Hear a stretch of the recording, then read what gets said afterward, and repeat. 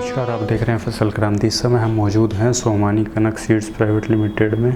Company की तरफ से हमारे साथ मौजूद हैं खास मेहमान सोमानी सर।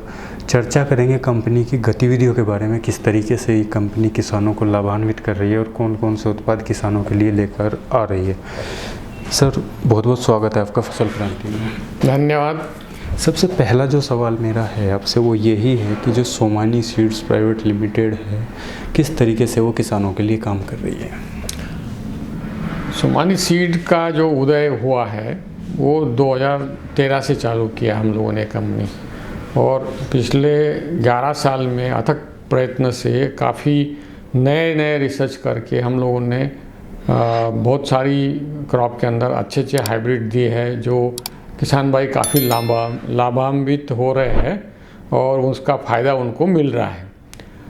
जैसे हम लोगों ने रेडिश पर काफ़ी अच्छा रिसर्च किया हुआ है, लाल गाजर के लिए बहुत अच्छा रिसर्च किया है, हम लोगों ने कॉलीफ्लावर में बहुत अच्छा रिसर्च किया है, हम लोगों के पास के अंदर करेला है, जो सीताफल होता है वो सीताफल पर भी हम काम कर रहे हैं, बॉटल गॉर्ड में काम कर रहे हैं, तो ऐसे बेलवर्गीय क्रॉप में भी काम कर रहे हैं।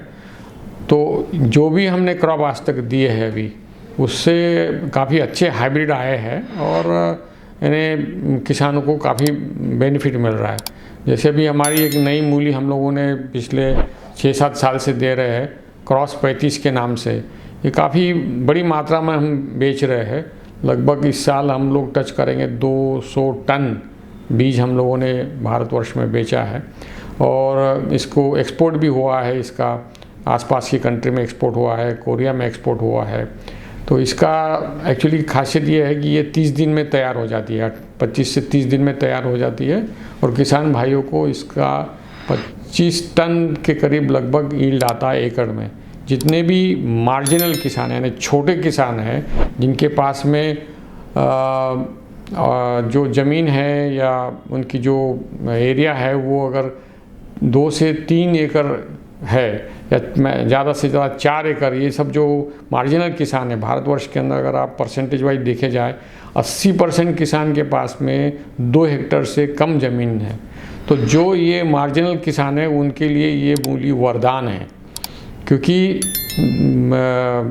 बुआई से लगा करके हार्वेस्टिंग तक के 30 से 35 दिन में खेत खाली हो जाता है और किसान को 25 टन क्रॉप मिलता है। इस 25 टन को अगर 10 रुपये का एवरेज भी अगर मिलता है, क्योंकि इसकी बुआई भी जो है बहुत लंबी करके रखी हुई है, ये 8 महीने किसान भाई लोग 8 महीने इसकी सोइंग कर सकते हैं। यानी मार्च महीने से लगा करके 15 नवंबर तक के किसान भाई लोग लगा रहे हमारी ये मूली।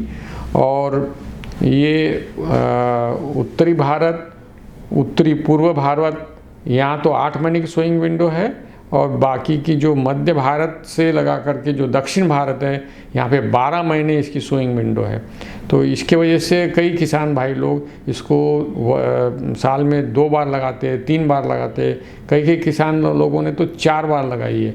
और जस्ट 40 दिन के अंदर, 35 से 40 दिन में उनको 2-2.5 लाख रुपए प्रति एकड़ का क्रॉप मिल रहा है। और इसमें जो 30 दिन का क्रॉप है, तो 30 दिन के क्रॉप के अंदर बहुत कम खर्चा आता है, ज़्यादा से ज़्यादा 35 से 40 हज़ार रुपये, क्योंकि उसमें एक स्प्रेइंग करना पड़ता है, एक इरिगेशन करना पड़ता है, और जो भी रेगुलर खाद है वो खाद डालना पड़ता है। तो इसके अंदर 40 हज़ार रुपये प्रति एकड़ के ऊपर खर्चा नहीं है, ज़्यादा लंबी लागत नहीं है, और कम टाइम में, यानी कोई भी दूसरा क्रॉप लेंगे आप, जैसे टमाटर है या बैंगन है या फूल गोभी है या बंद गोभी है या पत्ता गोभी है, इसमें कम से कम 4.5 महीने का, 3 से 4 महीने का तो कम से कम टाइम लगता है। और इतने दिनों तक के उनको रखना, स्प्रेइंग करना, बीज की कीमत अदा करना, खाद पानी लाना देना, तो कई ये जो मार्जिनल किसान हैं उनके पास पैसे ही नहीं रहते, बेचारे उधार लेकर के ये काम करते हैं। तो इसके लिए ये बहुत वरदान जैसी साबित होती है ये जो मूली है। क्योंकि 25 दिन के बाद में रोज़ाना आप हार्वेस्टिंग कर सकते हैं और उसको ले जा करके हाट में बेचिए। रोज़ाना हमारे किसान भाई जो है 40-50 हज़ार रुपये पर डे का, इन्हें जैसे गाय का दोहन होता है उस टाइप से दोहन करके इसको रोज़ ले जाते हैं, रोज़ बेच करके अपना रोजी रोटी या घर का खर्चा चलाते हैं। तो ये एक वरदान है। उसी तरीके से जैसे लाल गाजर है, जो देसी रेड का लाल गाजर जो है, इसके अंदर भी क्या है कि बहुत कम कीपिंग क्वालिटी थी। किसी कंपनियों का इस पर ध्यान नहीं था कि भाई इसके अंदर भी कुछ इम्प्रूवमेंट किया जा सकता है करके। सबसे बड़ी समस्या ये थी कि देसी रेड गाजर का अगर किसान ने बीज ले लिया, अगस्त महीने में बीज ले लिया, तो इसकी बुआई का समय जो है सिर्फ केवल 2 महीने का है।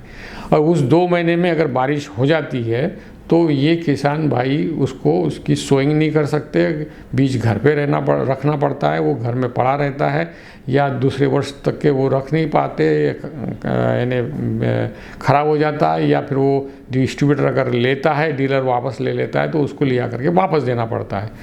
हम लोगों ने अभी जो गाजर तैयार करी है उसमें हमारी 2 गाजर है, एक है रेड क्वीन और दूसरा है अजूबा 117। ये दोनों गाजर की सोइंग विंडो हमने 5 महीने की सोइंग विंडो कर दी है। ये 5 यानी 1 सितंबर से लगा करके 30 जनवरी तक के बीच में बहुत ज़्यादा जो ठंड का समय रहता है, यानी उत्तरी भारत के अंदर, पर्टिकुलरली पंजाब के अंदर, अगर उसको 15 नवंबर से 10 दिसंबर तक की अगर सोइंग टाल दी जाए तो ये गाजर इतना सफल है, बहुत ज़्यादा सफल है। जनवरी महीने की सोइंग की गाजर आप मई महीने में उखाड़ सकते हैं, और मई महीने तक के आते आते गाजर, देसी रेड गाजर बाज़ार में रहता ही नहीं है और उसको काफ़ी अच्छे दाम मिलते हैं। दूसरा, इन दोनों वेराइटियों में हमने स्टोरेबिलिटी डाली है, यानी जैसे बिलायती गाजर जो ऑरेंज कलर का गाजर होता है या पीली गाजर जो होता है, ये गाजर जैसे स्टोर कर सकते हैं कोल्ड स्टोरेज में, उसी टाइप में ये रेड क्वीन और जो अजूबा 117 नंबर है, इसको भी आप कोल्ड स्टोरेज में 2-3 महीने रख सकते हैं। इसका हमने आज इस साल बहुत बड़ा ट्रायल दिया था अपने सिकंदराबाद में। कर्नल देशवाल जी है, देशवाल जी को हमने 1 एकड़ का ट्रायल दिया हुआ है। वो इस साल लगभग 200 बोरी का मतलब ये है कि 50 किलो की बोरी, यानी लगभग 100 टन माल इन्होंने अभी अपने कोल्ड स्टोरेज में स्टोर किया हुआ है, ये देखने के लिए कि ये इसको 2 महीने, 3 महीने, 4 महीने, 5 महीने कितना स्टोर कर सकते हैं, ताकि जून, जुलाई, अगस्त महीने में जब बाज़ार में देसी गाजर मिलेगा ही नहीं, देसी लाल गाजर मिलेगा ही नहीं, उस टाइम में इसको सप्लाई करके अच्छे से अच्छा मुनाफा कमाया जाए। तो ये ऐसा बहुत सारे जो क्रॉप है हम लोग इसी तरह के ध्यान करके कि इसमें क्या खूबी हम दे सकते हैं ताकि हमारे किसान भाइयों को बहुत ज़्यादा मुनाफा मिले, इस टाइप का हम लोग रिसर्च के अंदर काम कर रहे हैं। सर, जैसा भी आपने जिक्र किया, जो लाल गाजर की वैरायटीज़ आपने लॉन्च करी हैं, तो स्टोरेज तो एक इसकी खासियत है ही। उसके अलावा अगर हम क्लाइमेटिक कंडीशन की बात करें, जैसे कि मान लीजिए यूपी में या फिर दूसरे स्टेट में, क्या कहाँ पे इसको उगाया जा सकता है? हमने जो हमारे जो साइंटिस्ट लोगों ने ट्रायल करे हैं, तो ये यूपी, बिहार, उड़ीसा, झारखंड, यहाँ तक कि हमने ऊटी में भी ट्रायल दिए हुए, कर्नाटक में भी ट्रायल दिए, वहाँ पे भी सक्सेसफुल है। यानी जो देसी रेड का गाजर की ये जो हाइब्रिड्स है, ये जो हमारी रेड क्वीन और जो ये अजूबा 117 नंबर जो है, ये देश के किसी भी भाग में लगाया जा सकता है और वहाँ के किसान इसका फ़ायदा ले सकते हैं।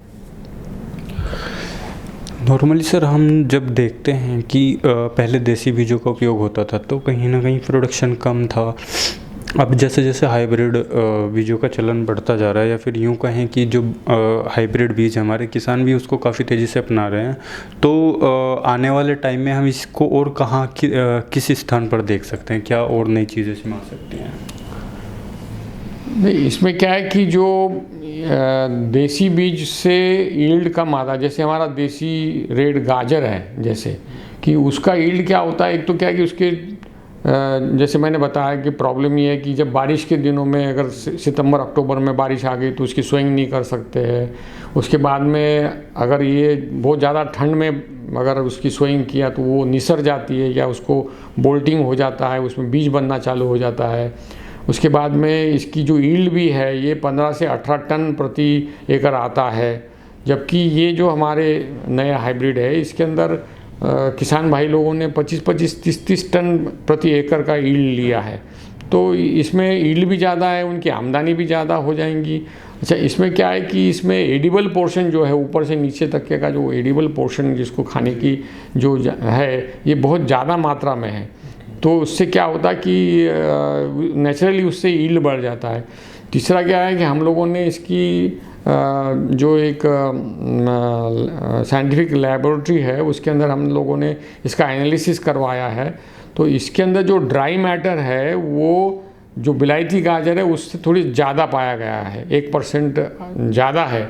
तो उसकी वजह से क्या है कि इसकी कोल्ड स्टोरेज में रुकने की भी क्षमता ज़्यादा है रहेगी, ऐसा हमारा अनुमान है। वो अभी इस साल मालूम पड़ जाएगा हम लोगों को, क्योंकि कर्नल देशवाल ने इसको ऑलरेडी करीब 100 टन माल उन्होंने कोल्ड स्टोरेज में रखा हुआ है।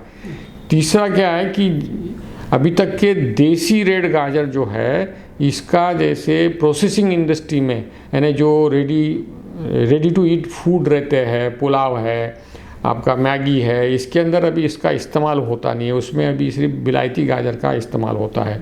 जो क्यूब्स बनते हैं या सूप का जो पाउडर बनता है सूप के लिए बोलो, तो ये सारी चीज़ें अभी सिर्फ बिलायती गाजर के यानी पीली गाजर का ही बनता है।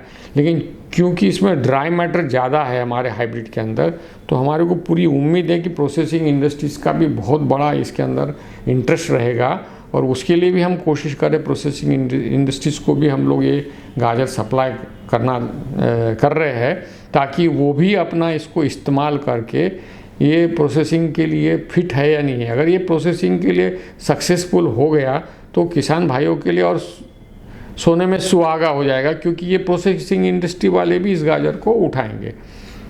सर, अगर हम बात करें इसकी अवेलेबिलिटी की, तो ये क्या किसानों को अभी अवेलेबल है? मान लीजिए कोई किसान अगर इसकी बुआई करना चाहता है तो कैसे ले सकता है? ये सोमानी सीड्स के सारे डिस्ट्रीब्यूटर्स के पास में सीड अवेलेबल था इस साल हमने बेचा है, अगले साल भी बेचेंगे, हम लोग अवेलेबल करा देंगे। निरंतर इसका प्रोडक्शन भी हम बढ़ा रहे हैं क्योंकि इसकी डिमांड भी काफ़ी बढ़ रही है, तो इसकी वजह से हम प्रोडक्शन भी बढ़ा रहे हैं। ये थ्रू आउट हमारे जितने भी डिस्ट्रीब्यूशन चैनल है उनके पास में अवेलेबल है और रहेगा। सोमानी सर, अगर हम जो इंडियन सीड इंडस्ट्री है उसकी मौजूदा सिचुएशन, सर अगर हम बात करें जो इंडियन सीड इंडस्ट्री है तो उसकी मौजूदा जो सिनेरियो है फ़िलहाल, उसके बारे में आप क्या कहना चाहेंगे? मौजूदा यानी पिछले साल का जो साल गया है 23-24 के अंदर ओवरऑल बहुत से कारणों से सीड इंडस्ट्री काफ़ी सेटबैक मिला है। काफ़ी यानी मात्रा में सेल पर इम्पैक्ट आया हुआ है, क्योंकि क्लाइमेटिकल कंडीशन ने साथ नहीं दी थी। इसकी वजह से कई बड़ी बड़ी कंपनियों को कम से कम 15% के आसपास में यानी उनका सेल डाउन रहा है। तो अब ये सीज़न वाइज अपना बिजनेस होने की वजह से तो ये तो थोड़ा कभी ऊपर कभी नीचे चलता ही रहता है। बट इस साल ऐसा उम्मीद है कि काफ़ी इम्प्रूवमेंट होगा। लेकिन इस साल अभी दूसरी प्रॉब्लम ये है कि बहुत सारे बीजों की अवेलेबिलिटी नहीं है, पर्टिकुलरली जो बेल वर्गीय क्रॉप है, क्योंकि प्रोडक्शन एरिया के अंदर इस साल बहुत ज़बरदस्त ड्राउट आए हुए हैं और इस ड्राउट के वजह से यील्ड काफ़ी मात्रा में यानी कम हुई है। किसान लोगों ने जो बीज निकाला है उससे जो क्वालिटी बननी चाहिए वो बनी नहीं है या यील्ड ही कम है, तो थोड़ी अवेलेबिलिटी का ज़रूर प्रॉब्लम रहेगा। तो किसान भाइयों ने तो ये सोच करके अब अच्छे कंपनी का ही बीज इस्तेमाल करना, जो नई कंपनी कोई नया बीज ला के देती है तो उसको मतलब ना इस्तेमाल करें ताकि कहीं उनकी नुकसान नहीं हो जाए उन लोगों को। तो ये भी एक यानी बहुत ज़रूरी चीज़ है उन लोगों को समझने की कि अच्छे ही कंपनी का वो बीज, ब्रांडेड बीज इस्तेमाल करें। सर अंत में चलते चलते मेरा आपसे सवाल रहेगा, सोमानी सीड को सोमानी सीड की जो प्लानिंग है आगे की, वो क्या प्लानिंग है जिससे ज़्यादा से ज़्यादा किसानों को इस कंपनी के जो बीज हैं उनका लाभ मिल सके? बस ये, हाँ, हमारी प्लानिंग यही है कि भाई जितना ज़्यादा हम लोग किसानों से जुड़े, जितना ज़्यादा हम अच्छे अच्छे बीज किसानों को दें, और उनका इन्हें जो भी रिसर्च हम कर रहे हैं वो तो किसान को फोकस रख करके, उनको मद्देनज़र रख करके ही, उनको कैसा ज़्यादा बेनिफिट हो सकता है ये देख करके ही हम लोग रिसर्च कर रहे हैं। तो हमारी तो यही उम्मीद है कि वो बहुत ज़्यादा किसान हमारे से जुड़े। अभी लगभग 10 लाख किसान हमारे से जुड़े हुए हैं, तो आगे हो सकता है कि हम लोग इसको मल्टीफोल्ड में लेके जाए, 10 की जगह 20 लाख हो जाए या और उससे ज़्यादा हो। तो ये पूरी हमारी कोशिश है कि ज़्यादा से ज़्यादा किसानों से जुड़े, ताकि उन लोगों को हमारे अच्छे अच्छे बीज मिले और इसका फ़ायदा उनको मिला। जो किसान भाई आपको देख रहे हैं उनको आप सोमानी सीड की तरफ से क्या कहना चाहेंगे?